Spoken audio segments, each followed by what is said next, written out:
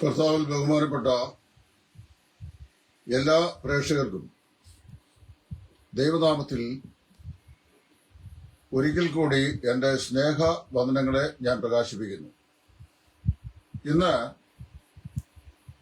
ക്രൈസ്തവ ലോകത്ത് വളരെ വിശേഷപ്പെട്ടതും ചിന്തനീയവുമായ ഒരു ഉപദേശ വിഷയമാണ് നിങ്ങളുടെ വിലപ്പെട്ട ശ്രദ്ധയ്ക്ക് ആധാരമായി ഇവിടെ പറയുവാൻ കർത്താവിൽ ഞാൻ ആഗ്രഹിക്കുന്നത്. ഈ ഉപദേശ വിഷയം റീപ്ലേസ്മെന്റ് തിയോളജി, പൂർത്തീകരണ ദൈവശാസ്ത്രം അല്ലെങ്കിൽ പുനഃസ്ഥാപന ദൈവശാസ്ത്രം, സൂപ്പർ സെഷനിസം എന്നൊക്കെ ക്രൈസ്തവ ലോകത്ത് അറിയപ്പെടുന്ന ഒരു ഉപദേശ വിഷയമാണ്. ഈ ഉപദേശം കൂടുതലും പഠിപ്പിക്കുന്നത് ബൈബിൾ കോളേജുകളിലും സെമിനാരികളിലുമാണ്. സഭകളിൽ സാധാരണയായി വളരെ വിശദമായി ഈ വിഷയം പഠിപ്പിക്കാറില്ല. എങ്കിലും വേദശാസ്ത്രം പഠിക്കുന്ന വേദവിദ്യാർത്ഥികളായ ആളുകൾക്ക് സുപരിചിതമാണ് വാട്ട് ഈസ് സൂപ്പർ സെഷനിസം, അതായത് പുനഃസ്ഥാപന അല്ല പൂർത്തീകരണ ദൈവശാസ്ത്രം എന്നാൽ എന്ത് എന്നുള്ളത്. അതേക്കുറിച്ചാണ് വിശുദ്ധ ബൈബിളിൽ നിന്ന് വളരെ ക്രമീകരണമായി ഒരു ക്ലാസ് ഇവിടെ എടുക്കുവാൻ ഞാൻ ആഗ്രഹിക്കുന്നു. സാധാരണയായി 30 മിനിറ്റ്സ് കൊണ്ട് തീർക്കുന്ന ഈ വിഷയം ഇവിടെ 30 മിനിറ്റ്സ് കൊണ്ട് തീരാൻ സാധ്യതയില്ല. സദയം ക്ഷമിക്കുക. കാരണം വിഷയം അതിന്റെ പൂർണ്ണതയിൽ പറയേണ്ട ആവശ്യമാണ്. എന്താണ് ഈ റീപ്ലേസ്മെന്റ് തിയോളജി, പൂർത്തീകരണ ദൈവശാസ്ത്രം, അതായത് സൂപ്പർ സെഷനിസം എന്ന് പറയുന്നത് എന്താണ്? ദൈവസഭയും ഇസ്രായേലും, അതായത് ഈ പൂർത്തീകരണ ദൈവശാസ്ത്രത്തിന്റെ അടിസ്ഥാന തത്വം എന്ന് പറയുന്നത് ഇസ്രായേലും ദൈവസഭയും എന്നുള്ള പഠനമാണ്. പുതിയ നിയമസഭ ഇസ്രായേലിന് പ്രതിപകരമാണ്. ഇസ്രായേലിന് ദൈവം നൽകിയ എല്ലാ വാഗ്ദത്തങ്ങളും അത് നിവർത്തിക്കപ്പെട്ടിരിക്കുന്നത് ദൈവസഭയോടുള്ള ബന്ധത്തിലാണ്. ഈ പഠനശാഖയിൽ ഇസ്രായേൽ ജനത്തിന് ദൈവം നൽകിയിട്ടുള്ള സകല വാഗ്ദത്തങ്ങളും അനുബന്ധ അനുഗ്രഹങ്ങളും കർത്താവായ യേശു ക്രിസ്തുവിൽ നിവർത്തിക്കപ്പെട്ടുവന്നു. അതുകൊണ്ട് ഇസ്രായേലിനുള്ള ദൈവത്തിന്റെ ഏർപ്പെടലുകൾ ദൈവം എന്നേക്കുമായി നീക്കിക്കളഞ്ഞിട്ട് ദൈവം ഇപ്പോൾ ഏർപ്പെട്ടുകൊണ്ടിരിക്കുന്നത് തന്റെ സഭയോടുള്ള ബന്ധത്തിലാണ്. കാരണം ക്രിസ്തുവിൽ ഇസ്രായേലിന് നൽകപ്പെട്ട എല്ലാ വാഗ്ദത്തങ്ങളും അനുബന്ധ അനുഗ്രഹങ്ങളും നിവർത്തിയായി എന്നാണ് ഈ പഠനശാഖ പഠിപ്പിക്കുന്നത്. എന്നാൽ പുതിയ നിയമത്തെ പരിശോധിക്കുമ്പോൾ ദൈവസഭ ഒരു ജീവത് ഘടനയാണെന്നാണ്, അതായത് ലിവിംഗ് ഓർഗാനിസം എന്നാണ് നമ്മൾ മനസ്സിലാക്കുന്നത്.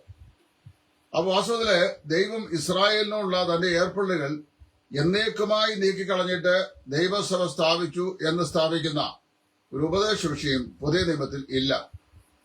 നമ്മൾ ചില ആളുകൾ അറിഞ്ഞുകൊണ്ടോ അറിയാതെയോ ആത്മീയ ഇസ്രയേലായ ഞങ്ങൾ അല്ലെങ്കിൽ ആത്മീയ ഇസ്രയേലായ നാം എന്നൊക്കെ പ്രാർത്ഥിക്കുകയും പറയുകയും ചെയ്യുന്നത് ഞാൻ നിങ്ങളും ശ്രദ്ധിച്ചിട്ടുണ്ടാകാൻ സാധ്യതയുണ്ട്. അപ്പോസ്തലനായ പൗലോസ് ലോക ജനതതികളെ 3 വിഭാഗങ്ങളായിട്ടാണ് തരംതിരിക്കുന്നത്. 1 യഹൂദൻ, 2 യവനൻ, 3 ദൈവസഭ. 1 കൊരിന്ത്യർ 10-ാം അധ്യായത്തിന്റെ 32-ാം വാക്യം. ആകയാൽ യഹൂദന്മാർക്കും ജാതികൾക്കും ദൈവസഭയ്ക്കും ഇടർച്ച ഇല്ലാത്തവരായി തീരുവിൻ. സഭ എന്ന സ്ഥാപനം പഴയ നിയമത്തിൽ കാണപ്പെടുന്നതേ ഇല്ല. സഭയെ സംബന്ധിച്ച് യാതൊരു വിധമായ പ്രവചനങ്ങളും യാതൊരു വിധമായ പരാമർശങ്ങളും പഴയ നിയമത്തിന്റെ 39 പുസ്തകങ്ങളിലും നമുക്ക് ദർശിക്കാൻ സാധിക്കുന്നില്ല. അങ്ങനെ വരുമ്പോൾ സഭ ഒരു പുതിയ നിയമ മർമ്മമായിരുന്നുവെന്ന് എഫേസ് ലേഖനം 3-ാം അധ്യായത്തിന്റെ 5-ാം വാക്യത്തിലൂടെ നമുക്ക് പഠിക്കുവാൻ സാധിക്കുന്നുണ്ട്. സഭ എന്ത് അല്ല എന്നാദ്യം ഞാൻ പറയാം. അതിനുശേഷമാണല്ലോ ഞാൻ ഈ റീപ്ലേസ്മെന്റ് തിയോളജിയെ സംബന്ധിച്ച് പറയേണ്ടത്. പുതിയ നിയമസഭ പഴയ നിയമ ഇസ്രായേലിന്റെ പിന്തുടർച്ചയല്ല. അങ്ങനെയാണെന്ന് പഠിപ്പിക്കുന്ന പഠനശാഖയാണ് പൂർത്തീകരണ ദൈവശാസ്ത്രം, അതായത് റീപ്ലേസ്മെന്റ് തിയോളജി. സഭ പഴയ നിയമ ഇസ്രായേലിന്റെ നിവർത്തിയും ആത്മീയ ഇസ്രായേലും ആണെന്ന് പറയാൻ കഴിയാത്തതിന് ചില കാരണങ്ങളുണ്ട്. എന്തുകൊണ്ടാണ് സഭ പഴയ നിയമ ഇസ്രായേലിന്റെ നിവർത്തി അല്ല, അത് ഒരു പുതിയ നിയമ ഇസ്രായേൽ അല്ല എന്ന് വേദപുസ്തകം പഠിപ്പിക്കുന്നത് എന്നതിലേക്കുള്ള ചില തെളിവുകളാണ് ഞാൻ പറയാൻ പോകുന്നത്. ഇസ്രായേലും സഭയും രണ്ടു പ്രമാണങ്ങളിന്മേൽ അടിസ്ഥാനപ്പെട്ടതാണ്. ഒന്ന് ന്യായപ്രമാണത്തിൽ, മറ്റേത് കൃപയുടെ പ്രമാണത്തിൽ. യോഹന്നാന്റെ സുവിശേഷം 1-ാം അധ്യായം 17-ാം അധ്യായം 19-ാം വാക്യം, 1-ാം അധ്യായം 17-19 വാക്യങ്ങൾ. ന്യായപ്രമാണം മോശ മുഖാന്തരം വന്നു, കൃപയും സത്യവും യേശു ക്രിസ്തു മുഖാന്തരം വന്നു, യോഹന്നാൻ പറയുക. അപ്പോൾ അവിടെ വായിക്കുന്നത് രണ്ട് പ്രമാണത്തിന് അടിസ്ഥാനപ്പെട്ടിരിക്കുകയാണ്. ഒന്ന് മോശയിക ന്യായപ്രമാണത്തിൽ അടിസ്ഥാനപ്പെട്ടിരിക്കുന്നു, പഴയ നിയമ ഇസ്രായേൽ. പുതിയ നിയമസഭ കർത്താവായ യേശു ക്രിസ്തുവിലും അവിടുത്തെ കൃപയിലും അടിസ്ഥാനപ്പെട്ടിരിക്കുന്നു. രണ്ട്, സഭ യുഗങ്ങളുടെ പാറയായ യേശു ക്രിസ്തുവിന്മേൽ അടിസ്ഥാനമായി പണിയപ്പെടുമ്പോൾ ഇസ്രായേൽ എന്ന് പറയുന്നത് ന്യായപ്രമാണത്തിലും മോശയിലുമാണ് അത് പണിയപ്പെടുന്നത്. അവിടുത്തെ പ്രധാനപ്പെട്ട ഫിഗർ മോശയാണ്, പ്രധാനപ്പെട്ട നിയമം ന്യായപ്രമാണമാണ്. സഭയിൽ പ്രധാനപ്പെട്ട വ്യക്തി കർത്താവായ യേശുവാണ്, നിയമം കൃപയും സത്യവുമാണ്, കർത്താവായ യേശു ക്രിസ്തുവാണ് അടിസ്ഥാനം. ഇവ രണ്ടും തമ്മിൽ ആരാധനാ സ്ഥലം, അനുഷ്ഠാനങ്ങൾ, പിന്നെ ആരാധനാ രീതികൾ, ഇങ്ങനെയുള്ള എല്ലാ കാര്യങ്ങളിലും വ്യത്യസ്തപ്പെട്ടിരിക്കുന്നു എന്ന് തിരുവഴുത്തിലൂടെ നമുക്ക് മനസ്സിലാക്കുവാൻ സാധിക്കുന്നുണ്ട്. മാത്രമല്ല, ഈ വൈവിധ്യത ഇസ്രായേലിനുള്ള ബന്ധത്തിൽ ദൈവിക വാഗ്ദത്തങ്ങളുടെ പൂർണ്ണ നിവർത്തി ദൈവസഭയാകയാൽ ഇസ്രായേലിനുള്ള എല്ലാ വാഗ്ദത്തങ്ങളും ഇന്ന് ദൈവം നിവർത്തിച്ചിരിക്കുന്നത് കർത്താവായ യേശു ക്രിസ്തു പുതിയ നിയമസഭയിലാണെന്നും അതുകൊണ്ട് ഇസ്രായേലിനോട് ഇനിയും ലോകത്തിൽ ഒരിക്കലും ദൈവത്തിന് യാതൊരു ബന്ധവും ഇല്ല എന്നും പഠിപ്പിക്കുന്ന നൂതന പഠനശാഖയാണ് റീപ്ലേസ്മെന്റ് തിയോളജി, അതായത് ഈ പൂർത്തീകരണ ദൈവശാസ്ത്രം എന്ന പേരിൽ അറിയപ്പെടുന്ന പുനഃസ്ഥാപന ദൈവശാസ്ത്രം. വാസ്തവത്തില് ഇവിടെ നമ്മൾ മനസ്സിലാക്കേണ്ട ഒരു വിഷയം, സഭാചരിത്രത്തിന്റെ ആദ്യ യാമം മുതൽ ഈ വിഷയം, അതായത് റീപ്ലേസ്മെന്റ് തിയോളജിയെ സംബന്ധിച്ച് കൂലങ്കക്ഷമായ ചർച്ചകൾ നടന്നിട്ടുണ്ട്. സഭാപിതാക്കന്മാരായ ആളുകൾ, അതിനുശേഷം ഉള്ള അനേക വേദപഠിതാക്കൾ, ഇവരൊക്കെ ഈ വിഷയത്തെക്കുറിച്ച് കൂലങ്കക്ഷമായ നിലയിൽ ചിന്തിക്കുകയും പഠിപ്പിക്കുകയും ചെയ്ത ആളുകളാണ്. ഒരുപറ്റ യഹൂദന്മാരും ക്രിസ്ത്യാനികളും ഈ വാദഗതിയെ എതിർക്കുകയും ദൈവം ഇസ്രായേലിന് നൽകിയ വാഗ്ദത്തങ്ങളും നിയമങ്ങളും അത് ആ ജനതയോടുള്ള ബന്ധത്തിൽ മാത്രം ദൈവം ആത്യന്തികമായി നിവർത്തിക്കുമെന്നും ദൈവസഭ ഇസ്രായേലുമായി ബന്ധപ്പെട്ട സ്ഥാപനമല്ല എന്നും ആദ്യകാലം മുതലേ പഠിപ്പിച്ചിട്ടുണ്ട്. ഐ റിപ്പീറ്റ്, ഒരുപറ്റ യഹൂദന്മാരും ക്രിസ്ത്യാനികളുമായ ആളുകൾ ഈ റീപ്ലേസ്മെന്റ് തിയോളജി എന്ന് പറയുന്ന വേദശാസ്ത്ര പഠനശാഖയെ എതിർക്കുകയും ദൈവം ഇസ്രായേലിന് നൽകിയ എല്ലാ വാഗ്ദത്തങ്ങളും അനുഗ്രഹങ്ങളും ആ ജാതിയോട് മാത്രം ബന്ധപ്പെട്ടതും അവരോട് മാത്രം ബന്ധപ്പെട്ട് നിവർത്തിക്കപ്പെടുന്നതും ദൈവസഭയ്ക്ക് അതുമായി യാതൊരു ബന്ധവും ഇല്ല എന്നും ഇസ്രായേലുമായി ബന്ധപ്പെട്ട സ്ഥാപനമല്ല ദൈവസഭ എന്നും ആദ്യകാലം മുതലേ വിശ്വസിക്കുകയും പഠിപ്പിക്കുകയും ചെയ്തിട്ടുണ്ട്. കവനന്റ് തിയോളജി, അതായത് ഉടമ്പടിയുടെ ദൈവശാസ്ത്രം പിൻപറ്റുന്ന എല്ലാ വേദവിദ്യാർത്ഥികളും വാസ്തവത്തിൽ ഇസ്രായേലിനോടും ദൈവസഭയോടുള്ള ദൈവത്തിന്റെ ഉടമ്പടി വ്യത്യസ്തമുള്ളതാണെന്നും എന്നാൽ അവ തമ്മിൽ പരസ്പരം പൊരുത്തമുണ്ടെന്നും പഠിപ്പിക്കുന്ന ആളുകളാണ്. സഭ ഇസ്രായേൽ ജനതയ്ക്ക് പ്രതിപകരമല്ല, മറിച്ച് ഇസ്രായേലിന് നൽകപ്പെട്ട പ്രത്യാശയുടെ ആത്യന്തികമായ അന്തമാണ് ഇവിടെ ലക്ഷ്യമാണ് സഭയെന്നും വ്യക്തമായി വിശുദ്ധ വേദപുസ്തകം പഠിപ്പിക്കുന്നു. അബ്രഹാമിനോട് ദൈവം ചെയ്ത എല്ലാ ഉടമ്പടിയും ഭാഗങ്ങളും സമ്പൂർണമായി നീക്കം ഭവിച്ചുവെന്നും, അതായത് ദൈവം അബ്രഹാമിനോട് ഉൽപ്പത്തി പുസ്തകം 12-ാം അധ്യായത്തിൽ ചെയ്ത ഉടമ്പടി, ആ ഉടമ്പടിയുടെ എല്ലാ ഭാഗങ്ങളും ചരിത്രത്തിൽ നീക്കം ഭവിച്ചുവെന്നും അതുകൊണ്ട് ഇസ്രായേൽ ജനതയ്ക്ക് ഇന്ന് അവശേഷിക്കുന്ന ഏക പ്രത്യാശ ദൈവസഭ മാത്രമാണെന്നും യഹൂദനും ജാതിക്കും രക്ഷയ്ക്കുള്ള ഏക മാർഗം യേശുക്രിസ്തുള്ള വിശ്വാസം മാത്രമാണെന്നും ആണ് ഇത് പഠിപ്പിക്കുന്നത്. ശരിയാണ്, ഈ കാലയളവിൽ യഹൂദന്മാരുടെ കൂട്ടത്തിൽ നിന്ന് വ്യക്തിപരമായി രക്ഷിക്കപ്പെടുന്ന ആളുകൾ ദൈവസഭയുടെ അംഗങ്ങളായി തീരുകയാണ് ചെയ്യുന്നത്. ജാതികളിൽ നിന്ന് രക്ഷിക്കപ്പെടുന്നവരും അങ്ങനെയാണ് വിടുന്നത്. അപ്പൊ യഹൂദന്മാരും ജാതികളിൽ നിന്നുമായി രക്ഷിക്കപ്പെടുന്ന ആളുകൾ ഇന്ന് ചേർന്ന് വരുന്ന ദൈവസഭ എന്ന് പറയുന്നത് പുതിയ നിയമസൗധമാണ്. അത് ഇസ്രായേലിന്റെ പിന്തുടർച്ചയുമല്ല, ഇസ്രായേലിന്റെ പ്രതിപകരമായി ദൈവം സ്ഥാപിക്കപ്പെട്ട സ്ഥാപനവും അല്ല എന്ന് നമ്മൾ പ്രത്യേകമായി മനസ്സിലാക്കണം. ക്രിസ്തീയ സഭ ഇസ്രായേലിനെ മാറ്റി സ്ഥാപിച്ചുവോ? ബൈബിൾ ഇതേക്കുറിച്ച് പഠിപ്പിക്കുന്നു. ക്രൈസ്തവ സഭ ഇസ്രായേലിനെ മാറ്റി സ്ഥാപിച്ചുവോ? ബൈബിൾ എന്താണ് ഇതിനെക്കുറിച്ച് പഠിപ്പിക്കുന്നത്? ഇസ്രായേലിന്റെ സ്ഥാനത്ത് ദൈവം സഭയെ പ്രതിഷ്ഠിച്ചു എന്നാണ് ഇവർ പഠിപ്പിക്കുന്നത്. ഇസ്രായേൽ എന്ന് പറയുന്ന ജനതയോട് ദൈവം ഉൽപ്പത്തി പുസ്തകം 12-ാം അധ്യായത്തിൽ അബ്രഹാമിൽ തുടങ്ങി ഇങ്ങോട്ട് വരുന്ന ന്യായപ്രമാണത്തിലൂടെ മോശയുടെ അന്തം, അതായത് കാൽവറി വരെ വരുന്ന ഇസ്രായേലിന്റെ ചരിത്രം എന്ന് പറയുന്നത്, അത് ഇസ്രായേലിന്റെ സ്ഥാനത്ത് ദൈവം അവരോട് ദൈവത്തിന്റെ ഏർപ്പെടൽ നിർത്തിക്കളഞ്ഞു.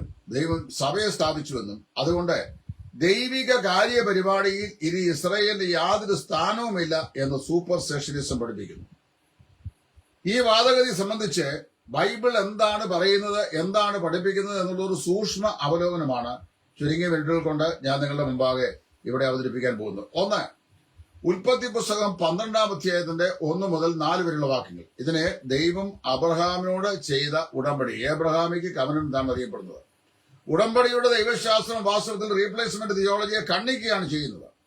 ഉൽപ്പത്തി പുസ്തകം 12-ാം അധ്യായത്തിന്റെ 1 മുതൽ 4 വരെയുള്ള വാക്യം ഞാൻ വായിച്ചു കേൾപ്പിക്കാം. യഹോവ അബ്രഹാമിനോട് അരുളി ചെയ്തത് എന്നാൽ, നീ നിന്റെ ദേശത്തെയും ചാർച്ചക്കാരെയും പിതൃഭവനത്തെയും വിട്ട് പുറപ്പെട്ട് ഞാൻ നിന്നെ കാണിപ്പാനിക്കുന്ന ദേശത്തേക്ക് പോകാം. ദൈവം അബ്രഹാമിനോട് പറയുകയാണ്, ഞാൻ നിന്നെ വലിയൊരു ജാതിയാക്കും, നിന്നെ അനുഗ്രഹിച്ച് നിന്റെ പേര് വലുതാക്കും, നീ ഒരു അനുഗ്രഹമായിരിക്കും. നിന്നെ ശപിക്കുന്നവരെ ഞാൻ ശപിക്കും, നിന്നെ അനുഗ്രഹിക്കുന്നവരെ ഞാൻ അനുഗ്രഹിക്കും.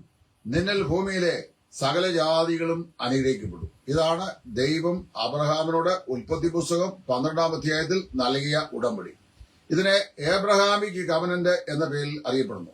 അപ്പൊ ഏബ്രഹാമിക് കവനന്റ് എന്ന പേരിൽ അറിയപ്പെടുന്ന ഈ സത്യം ഉൽപ്പത്തി പുസ്തകം 12-ാം അധ്യായത്തിന്റെ 1 മുതൽ 4 വരെയുള്ള വാക്യങ്ങളിൽ യഹോവ അബ്രഹാമിനോട് നേരിട്ട് പ്രത്യക്ഷനായി അരുളി ചെയ്ത കാര്യങ്ങളാണ്. നീ നിന്റെ ദേശത്തെയും ചാർച്ചക്കാരെയും പിതൃഭവനത്തെയും വിട്ട് പുറപ്പെട്ട് ഞാൻ നിന്നെ കാണിപ്പാനിരിക്കുന്ന ദേശത്തേക്ക് പോയാൽ ഞാൻ നിന്നെ വലിയൊരു ജാതിയാക്കും. നമ്പർ 1, ഞാൻ നിന്നെ അനുഗ്രഹിച്ച് നിന്റെ പേര് വലുതാക്കും. നമ്പർ 2, നമ്പർ 3, നീ ഒരു അനുഗ്രഹമായിരിക്കും.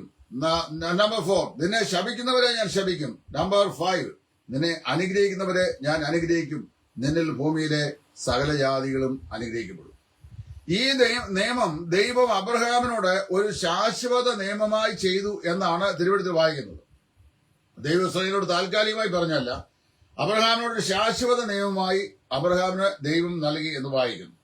ഈ വേദഭാഗം കൊണ്ടും അനുബന്ധമായ വേദപുസ്തകത്തിലെ പല തിരുവെഴുത്തിന്റെ ഭാഗങ്ങൾ കൊണ്ടും നമുക്ക് മനസ്സിലാക്കുവാൻ സാധിക്കുന്ന വിഷയം, അന്നും ഇന്നും ഇസ്രായേലിനെ അനുഗ്രഹിക്കുന്നവർ അനുഗ്രഹിക്കപ്പെടുന്നു, ഇസ്രായേലിനെ ശപിക്കുന്നവർ ശപിക്കപ്പെടുന്നു എന്നാണ്.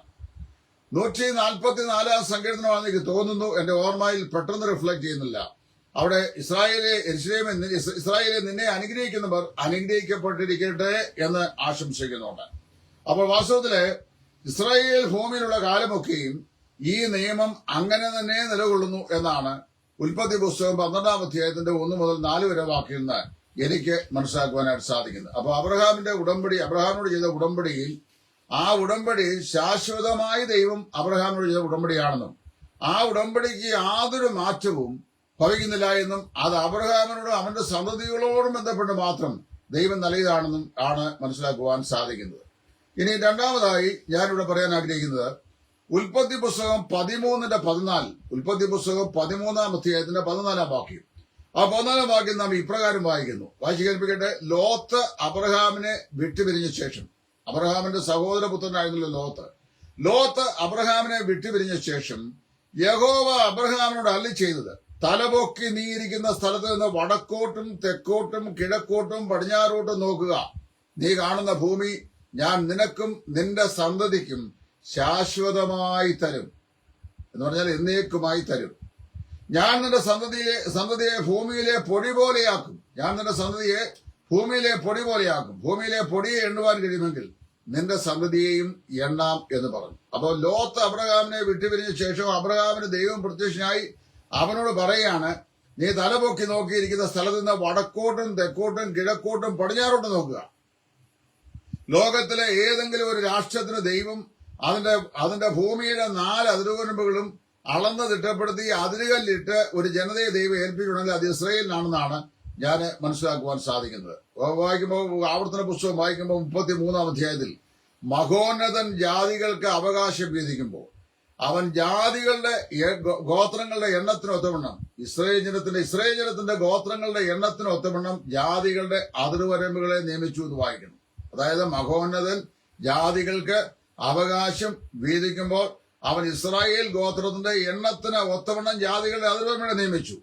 ഉൽപ്പത്തി പുസ്തകം 11-ാം അധ്യായത്തിലാണ് കുലമായും ജാതിയായും നോഹയിക വംശാവലിയിൽപ്പെട്ട അവന്റെ കൊച്ചുമക്കൾ ചെറിപ്പോയത്. അങ്ങനെ ചെറിപ്പോയ സമയത്ത് ലോകത്തിലെ എല്ലാ ജാതികൾക്കുള്ള അവകാശ ഭൂമി, ഇന്ന് കാണപ്പെടുന്ന ഭൂമിയിലെ ഈ കാനഡയോ അമേരിക്കയോ ഈസ്റ്റ് ആഫ്രിക്കയോ പിന്നെ സൗത്ത് ആഫ്രിക്കയോ സെൻട്രൽ ആഫ്രിക്കയോ പിന്നെ യൂറോപ്യൻ രാജ്യങ്ങളോ ഇന്ത്യ, ഇതെല്ലാം ജാതികളുടെ അവകാശമായി കൊടുക്കുമ്പോൾ ഇസ്രായേൽ ഗോത്രത്തിന്റെ എണ്ണത്തിന് ഒത്തവണ്ണം ജാതികളുടെ അതിർവരമ്പുകളെ നിയമിച്ചു. കിഴക്ക്, പടിഞ്ഞാറ്, വടക്ക്, തെക്ക് ഇതിന്റെ അതിർവരമ്പും ഇന്നതായിരിക്കും എന്ന് ദൈവം അബ്രഹാമിന് പറഞ്ഞു. അതവന് ശാശ്വത അവകാശമായി നിനക്കും നിന്റെ സന്തതിക്കും ഞാൻ തന്നിരിക്കുന്നു എന്നാണ് ഉൽപ്പത്തി 13:14 നമ്മൾ വായിക്കുന്നത്. ഇതിനെയാണ് ദേശത്തിന്റെ ഉടമ്പടി എന്ന് പറയുന്നത്. കവനന്റ് ഓഫ് ദ ലാൻഡ്, ദേശത്തിന്റെ ഉടമ്പടി എന്ന് പറയുന്നത്. ഒന്ന് ഏബ്രഹാമിക് കവനന്റ്, അബ്രഹാമിനോട് നൽകിയ ഉടമ്പടി. രണ്ട് കവനന്റ് ഓഫ് ദ ലാൻഡ്, ദേശത്തിന്റെ ഉടമ്പടി. തുടർന്ന് ഉൽപ്പത്തി പുസ്തകം 17-ാം അധ്യായത്തിന്റെ 7ഉം 8ഉം വാക്യങ്ങൾ വായിക്കുമ്പോൾ ദേശത്തിന്റെ ഉടമ്പടി ചെയ്തുകൊണ്ട് ദൈവം അബ്രഹാമിനോട് ആവർത്തിച്ച് ആ ഉടമ്പടിയെ ഉറപ്പിക്കുന്നതായി നമ്മൾ വായിക്കുന്നുണ്ട്. എന്താണ് ഉടമ്പടി? ഞാൻ നിനക്കും, ഉൽപ്പത്തി പുസ്തകം 17:7-8 വാക്യങ്ങൾ, ഞാൻ നിനക്കും നിന്റെ ശേഷം നിന്റെ സന്തതിക്കും ദൈവമായിരിക്കേണ്ടതിന് ഞാൻ എനിക്കും നിനക്കും നിന്റെ ശേഷം തലമുറ തലമുറയായി നിന്റെ സന്തതിക്കും മധ്യേ എന്റെ നിയമത്തെ നിത്യ നിയമമായി സ്ഥാപിക്കും. ഇനി നിങ്ങൾ പറയണം, ഇസ്രായേലിന് പകരമായി സ്ഥാപിക്കപ്പെട്ടതാണോ സഭ, അതോ ഇസ്രായേൽ സെപ്പറേറ്റ് എൻറ്റിറ്റി ആണോ എന്ന്. ഞാൻ ഒന്നുകൂടെ വായിച്ചു കേൾപ്പിക്കാം. ഞാൻ നിനക്കും നിന്റെ ശേഷം നിന്റെ സന്തതിക്കും ദൈവമായിരിക്കേണ്ടതിന് ഞാൻ എനിക്കും നിനക്കും നിന്റെ ശേഷം തലമുറ തലമുറയായി നിന്റെ സന്തതിക്കും മധ്യേ എന്റെ നിയമത്തെ നിത്യ നിയമമായി സ്ഥാപിക്കും. ഞാൻ നിനക്കും നിന്റെ ശേഷം നിന്റെ സന്തതിക്കും നീ പ്രവാസം ചെയ്യുന്ന കനാൻ ദേശമൊക്കെയും ശാശ്വത അവകാശമായി തരും. ഉൽപ്പത്തി പുസ്തകം 13:14 പറഞ്ഞ അതേ കാര്യം 17-ാം അധ്യായത്തിന്റെ 7ഉം 8ഉം വാക്യങ്ങളിൽ ആവർത്തിച്ച് ഉറപ്പിക്കുകയാണ് ദൈവോടെ. അതായത് the covenant was re establish to Abraham, അതാണ് വായിക്കുന്നത്. തുടർന്ന് ദിനവൃത്താന്തങ്ങളുടെ 1-ാം പുസ്തകം 16-ാം അധ്യായം 16ഉം 17ഉം വാക്യങ്ങൾ. 1 ദിനവൃത്താന്തം 16-ാം അധ്യായം 16ഉം 17ഉം വാക്യങ്ങളിൽ അവന്റെ വചനം, ശ്രദ്ധിക്കുക, അവന്റെ വചനം 1000 തലമുറയോളവും അവന്റെ നിയമം എന്നേക്കും ഓർത്തുകൊള്ളുവീൻ. അബ്രഹാമിനോട് അവൻ ചെയ്ത നിയമവും ഇസ്ഹാക്കിനോട് ചെയ്ത സത്യവും തന്നെ എന്ന് പറഞ്ഞിരിക്കുകയാണ്. ഈ വാക്യങ്ങൾ നിമിത്തം ഈ ഭൂമിയിൽ ഒരു പ്രത്യേക ദേശം, അതിന്റെ അതിർവരമ്പ് ദൈവം തന്നെ വേർതിരിച്ച് ഇസ്രായേൽ ജനതയ്ക്ക് ശാശ്വതമായ അവകാശമായി പുരാതനമേ നൽകിയിട്ടുണ്ടെന്നാണ് നമുക്ക് മനസ്സിലാക്കാൻ സാധിക്കും. ഇനി അടുത്ത് നോക്കാം, ദാവീദിനോട് ചെയ്ത ഉടമ്പടി. 2 ദേശത്തിന്റെ ഉടമ്പടി. അബ്രഹാമിനോട് ചെയ്ത ഉടമ്പടി ഉൽപ്പത്തി 12:1-4 വാക്യങ്ങൾ.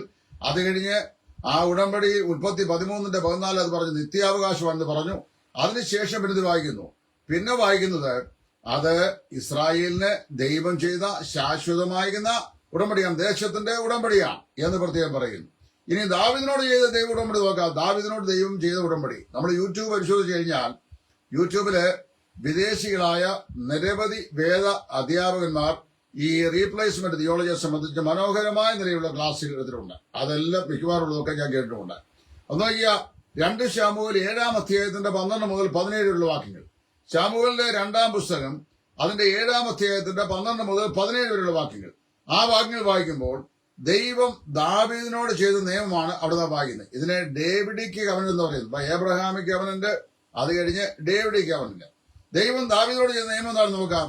നിന്റെ ഉദരത്തിൽ നിന്ന് പുറപ്പെടുവാനിരിക്കുന്ന സന്തതിയെ, പുറപ്പെട്ട സന്തതി എന്നല്ല, നിന്റെ ഉദരത്തിൽ നിന്ന് പുറപ്പെടുവാനിരിക്കുന്ന സന്തതിയെ നിന്റെ ആയുഷ്കാലം തികഞ്ഞിട്ട് നിന്റെ പിതാക്കന്മാരോട് കൂടെ നീ നിദ്ര കൊള്ളുമ്പോൾ, നിന്റെ ആയുഷ്കാലം തികഞ്ഞിട്ട് നിന്റെ പിതാക്കന്മാരോട് കൂടെ നീ നിദ്ര കൊള്ളുമ്പോൾ ഞാൻ നിനക്ക് പിന്തുടർച്ചയായി സ്ഥിരപ്പെടുത്തുകയും അവന്റെ രാജ്യത്വം ഉറപ്പാക്കുകയും ചെയ്യും.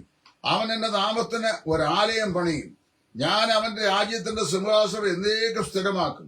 ഞാൻ അവനെ പിതാവും അവൻ എനിക്ക് പുത്രനുമായിരിക്കും.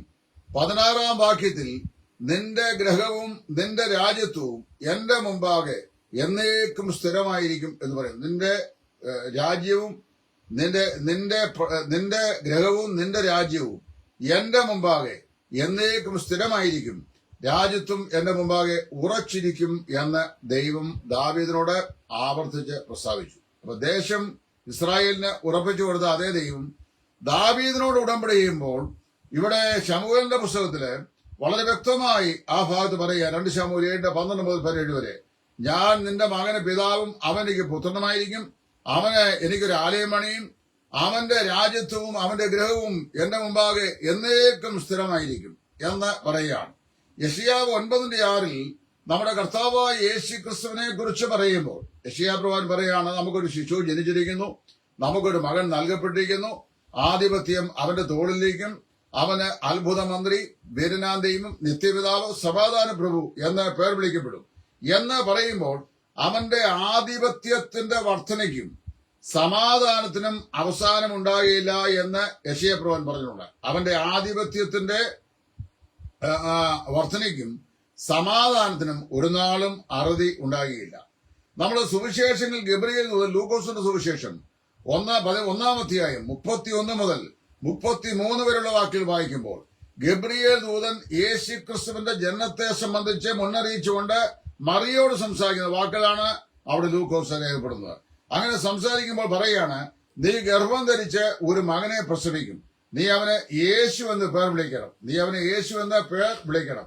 അവൻ വലിയവനാകും. അവനെ കുറിച്ച് പറയുകയാണ്, അവൻ വലിയവനാകും, അവൻ അത്യുന്നതന്റെ പുത്രൻ എന്ന് വിളിക്കപ്പെടും. കർത്താവായ ദൈവം അവന്റെ പിതാവായ ദാവീദിന്റെ സിംഹാസനം അവന് കൊടുക്കും. അവൻ യാക്കോബ് ഗൃഹത്തിന് എന്നേക്കും രാജാവായിരിക്കും. അവന്റെ രാജ്യത്തിന് അവസാനം ഉണ്ടാകുകയില്ല എന്ന് പറഞ്ഞു. അപ്പൊ ദൈവം 2 ശമൂവേലിൽ ദാവീദിനോട് ആവർത്തിച്ച് ചെയ്ത ഉടമ്പടി, ആ ഉടമ്പടിയുടെ ചരിത്രപരമായി നിവർത്തിയ നിലയിൽ മറിയയിൽ യേശുക്രിസ്തു ഉത്ഭൂതനാകുവാൻ തുടങ്ങുന്ന സമയത്ത് ഗബ്രിയേൽ ദൂതൻ മറിയോട് പറയുകയാണ്, അവൻ വലിയവനാകും, അവൻ അത്യുന്നതന്റെ പുത്രൻ എന്ന് വിളിക്കപ്പെടും. കർത്താവായ ദൈവം അവന്റെ പിതാവായ ദാവീദിന്റെ സിംഹാസനം അവന് കൊടുക്കും. അവൻ യാക്കോബ് ഗൃഹത്തിന് എന്നേക്കും രാജാവായിരിക്കും. അവന്റെ രാജ്യത്തിന് അവസാനം ഉണ്ടാവുകയില്ല. ദാവീദിനോട് ദൈവം ഉടമ്പടി ചെയ്യുമ്പോൾ ദാവീദിന്റെ സന്തതിയായിരിക്കും അവന്റെ സിംഹാസനത്തിന് നിത്യാവകാശി എന്ന് ആവർത്തിച്ചുള്ള പറഞ്ഞിരിക്കുകയാണ്. ആരാണ് ഈ ദാവീദിന്റെ സിംഹാസന നിത്യാവകാശി? അവന്റെ ഉദരത്തിൽ നിന്ന് പുറപ്പെടുവാനിരിക്കുന്ന അവന്റെ സന്തതിയായിരിക്കും. ഇസ്രായേലിന്റെ സിംഹാസനം എന്നേക്കുമുള്ള സിംഹാസനം ആണെന്നുള്ളതിന് ഇതിൽ പരം തെളിവ് വേണമെന്ന് യാതൊരു ഒരു നിബന്ധനയില്ല. ഇതാണ് ഏറ്റവും വലിയ തെളിവ്. അപ്പോ വാസ്തവത്തില് ദൈവസഭ ഇസ്രായേലിനെ പുനഃസ്ഥാപിച്ചു, അല്ലെ പുനഃപ്രതിഷ്ഠിച്ചു, അല്ലെങ്കിൽ ഇസ്രായേലിന് പകരമായി ദൈവസഭ സ്ഥാപിക്കപ്പെട്ടുവോ എന്നുള്ള ചോദ്യത്തിന് ഇസ്രായേൽ ജനതയ്ക്ക് ഇനി ഒരു ഭാവി ഇല്ല എങ്കിൽ, അതായത് ദൈവം ഇസ്രായേലിന് നൽകപ്പെട്ട വാഗ്ദത്തങ്ങളും അനുബന്ധ അനുഗ്രഹങ്ങളും കർത്താവായ യേശുക്രിസ്തുവിൽ ദൈവസഭയിൽ നിവർത്തിക്കപ്പെട്ടുവെങ്കിൽ, ഇനി ഇസ്രായേലിനെ ദൈവത്തിന്റെ വിഷയമല്ല എങ്കിൽ, ഇസ്രായേലിനുള്ള ഒരു കർമ്മപരിപാടി ദൈവം എന്നേക്കുമായി പര്യവസാനിപ്പിച്ചു എങ്കിൽ, അങ്ങനെ പറയുകയാണെങ്കിൽ ദൈവം അബ്രഹാമിനോടും ദാവീദിനോടും ചെയ്ത ഈ ഉടമ്പടിയുടെ നിവർത്തി എവിടെ, എങ്ങനെ, എപ്പോൾ സംഭവിക്കും എന്ന് വാസ്തവത്തിൽ നാം ഉത്തരം കണ്ടെത്താണ്ടായിരിക്കുന്നു. നമ്മുടെ കർത്താവായ യേശുക്രിസ്തുവിന്റെ 1000 ആണ്ട് വാഴ്ചക്കാലത്ത്, അതായത് അനധിവിദൂര ഭാവിയിൽ സഭയുടെ പൂർത്തീകരണത്തിന് ശേഷം സഭയുടെ ഉൾപ്രാവണം സംഭവിച്ചിട്ട് മഹാപീഡന കാല അന്ത്യത്തിൽ ഇസ്രായേലിന്റെ രക്ഷിതാവായി സ്വർഗത്തിൽ നിറങ്ങി വരുന്ന തങ്ങൾ ക്രൂശിച്ച കർത്താവായ യേശുക്രിസ്തു അതിന്റെ 1000 ആണ്ട് വാഴ്ച ഈ ഭൂമിയിൽ അക്ഷരികമായി സ്ഥാപിക്കുന്ന കാലത്താണ് ഈ പറയപ്പെടുന്ന പ്രവചനങ്ങൾ, അതായത് ദൈവം ദാവീദിന്റെ ഉദരത്തിൽ നിന്ന് പുറപ്പെടുവാനിരിക്കുന്നവനായവന്റെ നിത്യ സിംഹാസനത്തെ സംബന്ധിച്ചുള്ള ഈ പ്രവചനം ചരിത്രത്തിൽ നിവർത്തിക്കപ്പെട്ടത് 1000 ആണ്ട് വാഴ്ചയിലാണ്. ദൈവം അബ്രഹാമിനോടും അവന്റെ പിൻഗാമികളോടും ചെയ്ത ഈ ദേശത്തിന്റെ ഉടമ്പടിയെ സംബന്ധിച്ചുള്ള വാഗ്ദത്തം, അതായത് കവനന്റ് ഓഫ് ദ ലാൻഡ്, ദേശത്തെ സംബന്ധിച്ചുള്ള ഉടമ്പടി, ആ വാഗ്ദത്തം തിരുവെഴുത്തിൽ അങ്ങോളം ഇങ്ങോളം ദൈവത്തിന്റെ പരിശുദ്ധാത്മാവ് എത്രയും സ്പഷ്ടമായി രേഖപ്പെടുത്തിയിട്ടുണ്ട്. അതായത് ദേശത്തെയും വംശാവലിയെയും ഭരണം നടത്തുന്ന കർത്താവിനെ സംബന്ധിച്ചുള്ളത്, അതായത് ദേശം, വംശാവലി, ഭരണം നടത്തുന്ന കർത്താവ്, land, lineage and the Lord, ഈ 3 പദപ്രയോഗങ്ങൾ വിശുദ്ധ തിരുവെഴുത്തിൽ ഉടനീളം ഇസ്രായേലിനുള്ള ബന്ധത്തിൽ ദൈവം ശാശ്വതമായി ആ സിംഹാസനത്തിൽ ഇരിക്കുന്ന, ശാശ്വതമായി അവർക്ക് നൽകിയ അവകാശത്തെ സംബന്ധിച്ച്, അങ്ങനെ ശാശ്വതമായി അവർക്ക് നൽകുന്ന ഭരണത്തെ സംബന്ധിച്ച് ആവർത്തിച്ച് പ്രഖ്യാപിച്ചിരിക്കുകയാണ്. ഞാൻ നേരത്തെ സൂചിപ്പിച്ചതുപോലെ പ്രപഞ്ചത്തിലെ ഏറ്റവും ചെറിയ ഗോളമായ ഈ ഭൂമിയിൽ 4 അതിർവരമ്പുകളും സ്വർഗത്തിലെ ദൈവത്താൽ തന്നെ ചരട് പിടിച്ച് അതിരുകല്ലിട്ട് ദൈവം ലോകത്തിലെ ഏതെങ്കിലും ഒരു ജനതയ്ക്ക് നൽകിയിട്ടുണ്ടെങ്കിൽ അത് ഇസ്രായേലിനാണെന്നാണ് വേദപുസ്തകം പറയുന്നത്. അത് ശാശ്വതാവകാശമായും നൽകിയിരിക്കുന്നു എന്ന് വളരെ വ്യക്തമായി പറയുന്നു. ഭൂമിയുടെ അവകാശം വാഗ്ദത്ത സന്തതിയായ ഭൂമിയുടെ ഈ പറയപ്പെട്ട ഈ ദൈവം വാഗ്ദത്തം ചെയ്ത ഈ ഭൂമിയുടെ അവകാശം ദൈവം ഇസ്രായേലിന് വാഗ്ദത്തം ചെയ്ത വാഗ്ദത്ത സന്തതിയായ ഇസ്ഹാക്കിലൂടെയും അബ്രഹാമിന് ദൈവം വാഗ്ദത്തം ചെയ്ത വാഗ്ദത്ത സന്തതിയായ ഇസ്ഹാക്കിലൂടെയും ഇസ്ഹാക്കിന്റെ മകൻ യാക്കോബിലൂടെയും അതുപോലെ അവന്റെ പിന്തുടർച്ചക്കാരായ സന്തതി പരമ്പരകൾ ഒരുവനായ യാക്കോബിൽ കൂടിയും ആയിരിക്കുമെന്നും ഇസ്രായേലിന്റെ ഭൂമിയുടെ അവകാശമേൽ ആധിപത്യം സ്ഥാപിച്ചു വരുവാനുള്ള പ്രഭുവും കർത്താവുമായ യേശു ക്രിസ്തു രംഗപ്രവേശം ചെയ്യുന്നത് ദാവീദിന്റെ വംശാവലിയിൽ കൂടെ തന്നെ ആയിരിക്കുമെന്നും ദൈവം നൂറ്റാണ്ടുകൾക്ക് മുമ്പേ വേദപുസ്തകത്തിലൂടെ പറഞ്ഞിരിക്കുകയാണ്. ഇനി യിരെമ്യാ പ്രവാചകൻ പറയുന്ന വാക്കുകൂടെ സൂചിപ്പിക്കട്ടെ. യിരെമ്യാ പ്രവാചകൻ എന്താണ് പറയുന്നത്? യെശയ്യാവ് പറഞ്ഞത് ഞാൻ 9:6 വായിച്ച് കേൾപ്പിച്ചു. ദാവീദിനോടും അബ്രഹാമിനോടും ദൈവം ചെയ്ത ഉടമ്പടിയെ സംബന്ധിച്ച് അത് ദേശത്തെയും അതുപോലെ തന്നെ ലൈനേജിനെ സംബന്ധിച്ചും കർത്താവിനെ സംബന്ധിച്ചും ഉള്ള പ്രവചന ഭാഗങ്ങൾ ഞാൻ പറഞ്ഞു കേൾപ്പിച്ചു. ഇത് യിരെമ്യാവ് പറയുന്ന വാക്കുകൾ ഞാൻ വായിച്ചു കേൾപ്പിക്കാം. യിരെമ്യാവ് പറയുകയാണ് 31-ാം അധ്യായം 35 മുതൽ 37 വാക്യങ്ങൾ. യിരെമ്യാ പ്രവാചകന്റെ പുസ്തകം 31-ാം അധ്യായം 35 മുതൽ 37 വാക്യങ്ങൾ. സൂര്യനെ പകൽ വെളിച്ചത്തിനും ചന്ദ്രന്റെയും നക്ഷത്രങ്ങളുടെയും വ്യവസ്ഥയെ രാത്രി വെളിച്ചത്തിനും നിയമിച്ചിരിക്കുന്നവനും കടലിലെ തിരകൾ അലറുവാൻ തക്കവണ്ണം അതിനെ ഇളക്കുന്നവനും സൈന്യങ്ങളുടെ യഹോവ എന്ന് നാമമുള്ളവനുമായ യഹോവ ഇപ്രകാരം അരുളി ചെയ്യുന്നു. ഞാൻ ആ വാക്യം ഒന്നുകൂടെ ആവർത്തിക്കുന്നു, ശ്രദ്ധിച്ചു കേൾക്കുക. സൂര്യനെ പകൽ വെളിച്ചത്തിനും ചന്ദ്രന്റെയും നക്ഷത്രങ്ങളുടെയും വ്യവസ്ഥയെ രാത്രി വെളിച്ചത്തിനും നിയമിച്ചിരിക്കുന്നവനും കടലിലെ തിരകളെ അലറുവാൻ തക്കവണ്ണം അതിനെ ഇളക്കുന്നവനും സൈനികളുടെ യഹോവ എന്ന് നാമമുള്ളവനുമായ യഹോവ ഇപ്രകാരം അരുളി ചെയ്യുന്നു. ഈ വ്യവസ്ഥ എന്റെ മുമ്പിൽ നിന്ന് മാറിപ്പോകുന്നു എങ്കിൽ ഇസ്രായേൽ സന്തതിയും സദാകാലം എന്റെ മുമ്പിൽ നിന്ന് ഒരു ജാതിയാകാതെ വണ്ണം മുടിഞ്ഞു പോകും എന്ന് യഹോവ അരുളി ചെയ്യുന്നു. ചുരുക്കം പറഞ്ഞു കഴിഞ്ഞാൽ ഇസ്രായേൽ ജനത പൂർണ്ണമായും മാറ്റപ്പെടുകയും അവരോടുള്ള ദൈവിക ഏർപ്പാടുകൾ ദൈവം എന്നേക്കുമായി അവസാനിപ്പിക്കുകയും ചെയ്യണമെങ്കിൽ സൂര്യനും ചന്ദ്രനും അതിനെ നിയമിച്ച ദൈവ വ്യവസ്ഥയും എന്നേക്കുമായി നീങ്ങിപ്പോകണം.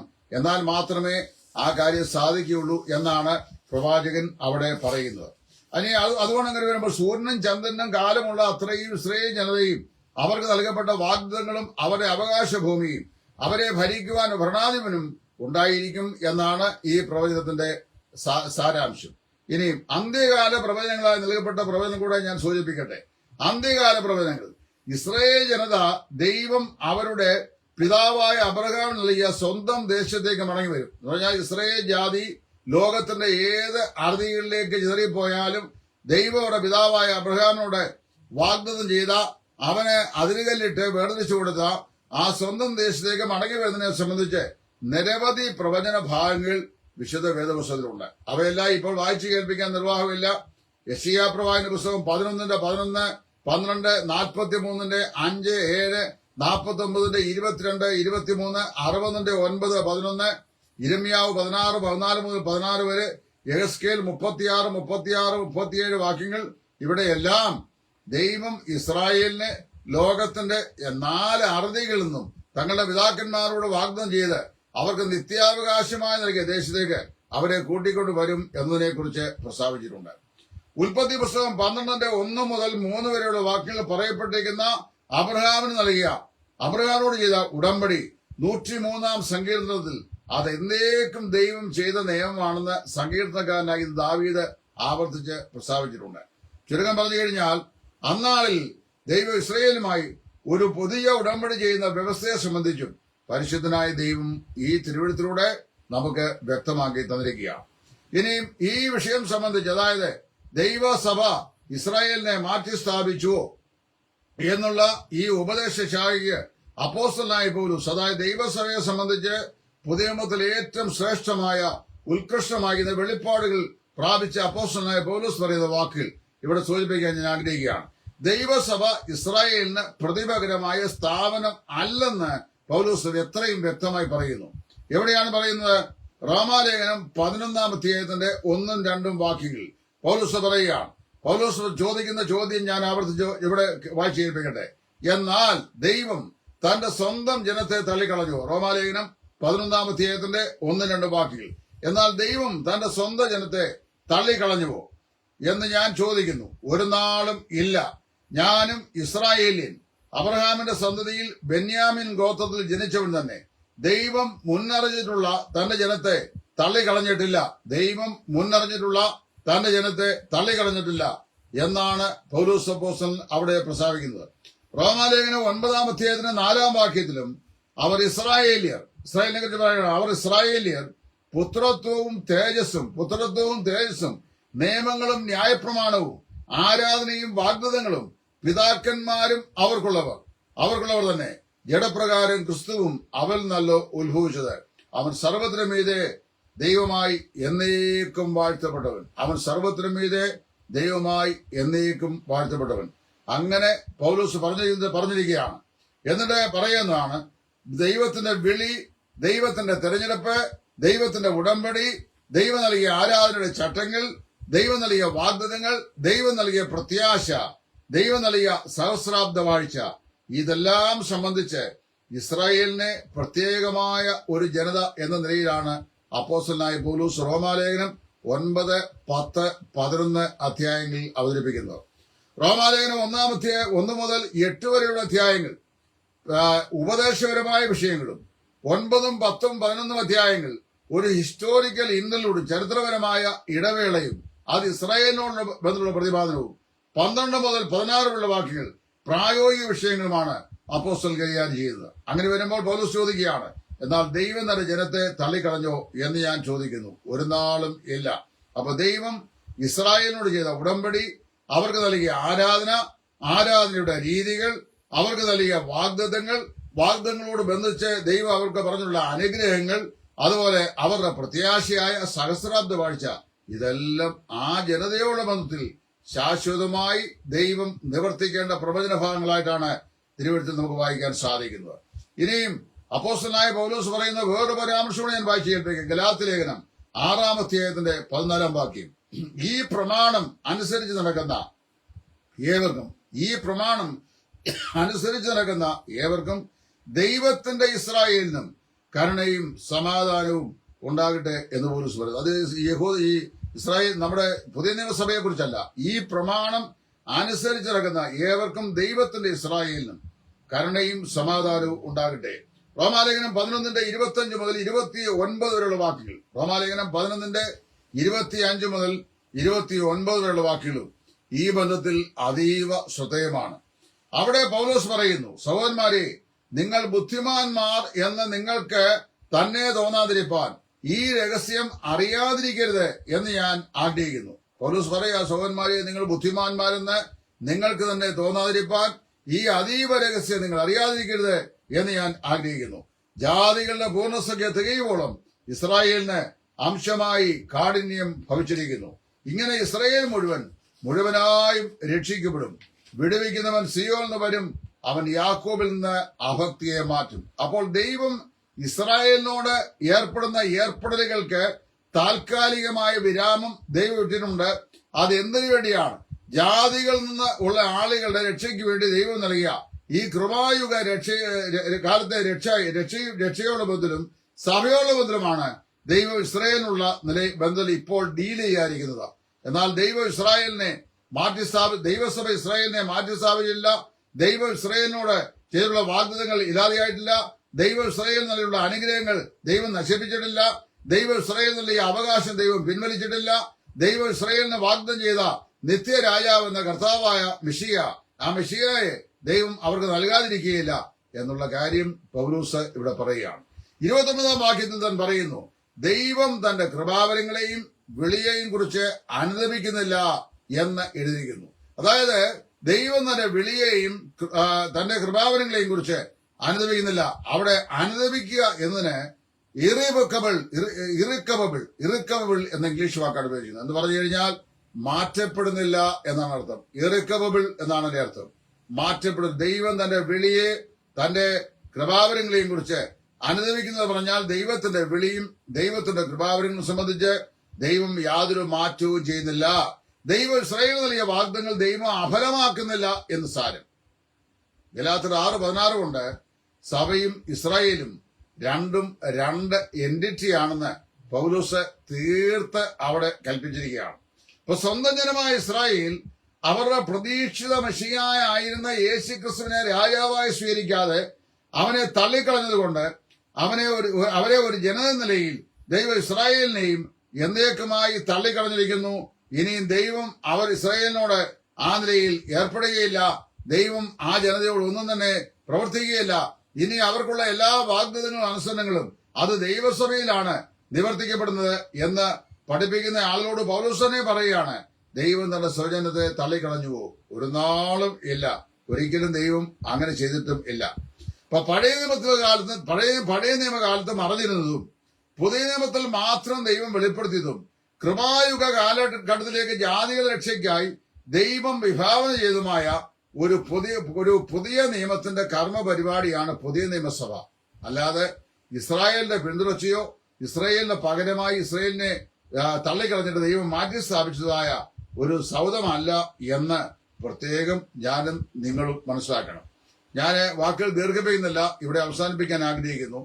അനധിവിദൂര ഭാവിയിൽ സഭയെ സംബന്ധിച്ചുള്ള ദൈവിക കാര്യപരിപാടി അതിന്റെ പരിസമാപ്തിയിൽ എത്തിച്ചേരും എന്ന് പറഞ്ഞു കഴിഞ്ഞാൽ കൃപായുഗ കാലഘട്ടത്തിൽ രക്ഷിക്കപ്പെടാനുള്ള ഏറ്റവും ഒടുവിലത്തെ ഭാവി കൂടെ രക്ഷിക്കപ്പെട്ട് കർത്താവിന്റെ സഭയെ പൂർത്തീകരിക്കപ്പെട്ട് കഴിയുമ്പോൾ കാഹളം നുരിക്കുകയും മരിച്ചവർ ഉയർക്കുകയും ജീവനോടിരിക്കുന്നവർ രൂപാന്തരപ്പെടുകയും സഭ ആകാശമേഖലയിൽ കർത്താവിനെ എതിരേൽപ്പാൻ എടുക്കപ്പെടുകയും ചെയ്യുന്നതോടുകൂടെ ദൈവം ഇസ്രായേലിനോടുള്ള തന്റെ ദേശീയമായ ഇടപെടലുകൾ പുനരാരംഭിക്കുകയും ആ ജനതയ്ക്ക് ദൈവം ശാശ്വത അവകാശമായി നൽകിയ ദേശം വീണ്ടെടുക്കുകയും അവരുടെ ആത്യന്തികമായ രക്ഷകനായി രാജാതി രാജാവായി കർത്താതി കർത്താവായി പ്രതീക്ഷിത മെഷിയായി തങ്ങളുടെ കർത്താവ് സ്വർഗത്തിൽ നിന്ന് ഇറങ്ങി വരികയും ഇസ്രായേൽ ജനം മുഴുവൻ രക്ഷിക്കപ്പെടുകയും താൻ തന്റെ സഹസ്രാബ്ദ രാജ്യം സ്ഥാപിച്ച് ഇസ്രായേലിനെ വീണ്ടെടുത്ത് അവരോടുകൂടെ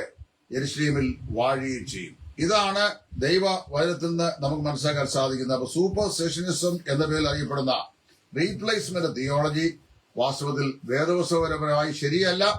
വേദപുസ്തകം അതിനെ യാതൊരു നിലയിലും അനുകൂലിക്കുന്നില്ല എന്ന് വിവിധ തെളിവുകൾ കൊണ്ട് ദൈവം അബ്രഹാമിനോട് നൽകിയ ഉടമ്പടി, ദാവീദ് നൽകിയ ഉടമ്പടിയുടെ ആവർത്തനം, യെരമ്യാവ്, യെശയ്യാവ് മുതലായ പ്രവാചകന്മാർ കൂടി നൽകപ്പെട്ട പ്രവാചക വാക്യങ്ങൾ, അപ്പോസ്തലനായ പൗലോസ് ഇസ്രായേലിനെ സംബന്ധിച്ച് റോമർ 9, 10, 11 അധ്യായങ്ങളിൽ പറയുന്ന വ്യാഖ്യാനങ്ങൾ ഇത്യാദി കാര്യങ്ങൾ അണിനിരത്തിക്കൊണ്ട് പുതിയ നിയമസഭ ഈ ഇടക്കാലത്തേക്ക്, അതായത് ന്യായപ്രമാണ കാലത്തിനും കർത്താവിന്റെ പ്രത്യാഗമനത്തിനും ഇടയിലുള്ള കാലഘട്ടങ്ങളിൽ ജാതികളുടെ രക്ഷയ്ക്ക് വേണ്ടി ദൈവം ഉണ്ടാക്കിയ ദൈവിക മർമ്മമായിരുന്ന പുതിയ നിയമത്തിന്റെ വ്യവസ്ഥയാണെന്നും ദൈവം ഇസ്രായേലിനെ ഒരു നാളും തള്ളിക്കളയുകയോ അവർക്കുള്ള വാഗ്ദത്തങ്ങളെ നിർവീര്യമാക്കുകയോ അവർക്കുള്ള അനുഗ്രഹങ്ങളെ ഇല്ലാതെയാക്കുകയോ അവരുടെ വിളിയെയും തിരഞ്ഞെടുപ്പുകയും ദൈവം അഫലമാക്കുകയോ ചെയ്തിട്ടില്ല, ഒരിക്കലും ചെയ്യത്തുമില്ല എന്നാണ് ദൈവത്തിന്റെ വചനത്തിൽ നിന്ന് നമുക്ക് മനസ്സിലാക്കാൻ സാധിക്കുന്നത് എന്ന് ഓർപ്പിച്ചുകൊണ്ട് ഞാൻ തൽക്കാലം ഈ വീഡിയോ ഇവിടെ നിർത്തുന്നു. ദൈവം എല്ലാവരെയും അനുഗ്രഹിക്കട്ടെ.